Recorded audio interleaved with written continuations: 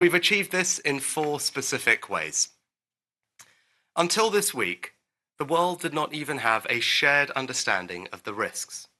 So our first step was to have open and inclusive conversation to seek that shared understanding.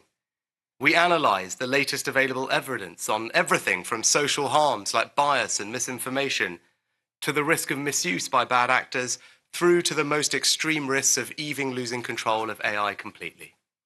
And yesterday, we agreed and published the first ever international statement about the nature of all of those risks. It was signed by every single nation represented at this summit, covering all continents across the globe, and including the United States and China. Some said we shouldn't even invite China. Others said that we could never get an agreement with them. Both were wrong. A serious strategy for AI safety has to begin with engaging all the world's leading AI powers, and all of them have signed the Bletchley Park communique. Second, we must ensure that our shared understanding keeps pace with the rapid deployment and development of AI. That's why last week I proposed a truly expert global panel to publish a State of AI Science report. Today at this summit, the whole international community has agreed. This idea is inspired by the way the Intergovernmental Panel on Climate Change was set up to reach international science consensus. With the support of the UN Secretary-General, every country has committed to nominate experts. And I'm delighted to announce that Turing Prize winner and godfather of AI, Yoshua Bengio, has agreed to chair the production of the inaugural report. Third, until now, the only people testing the safety of new AI models have been the very companies developing it. That must change. So building on the G7 Hiroshima process and the global partnership on AI, like-minded governments and AI companies have today reached a landmark agreement.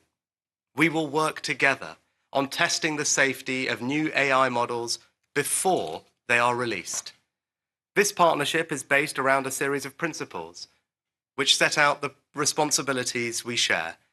And it's made possible by the decision I have taken, along with Vice President Kamala Harris, for the British and American governments to establish world-leading AI safety institutes with the public sector capability to test the most advanced frontier models. In that spirit, I very much welcome the agreement of the companies here today to deepen the privileged access that the UK has to their models.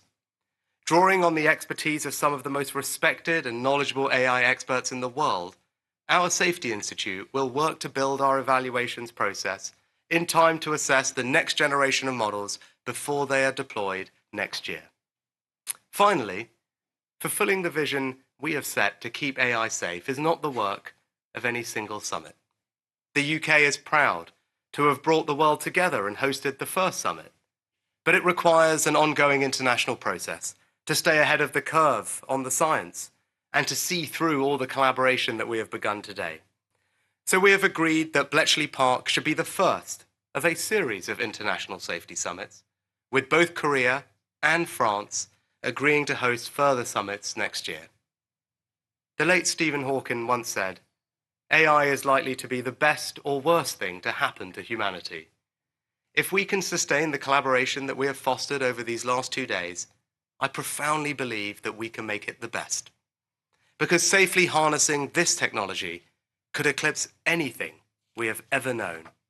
And if in time history proves that today we began to seize that prize, then we will have written a new chapter worthy of its place in the story of Bletchley Park, and more importantly, bequeathed an extraordinary legacy of hope and opportunity for our children and generations to come. Thank you.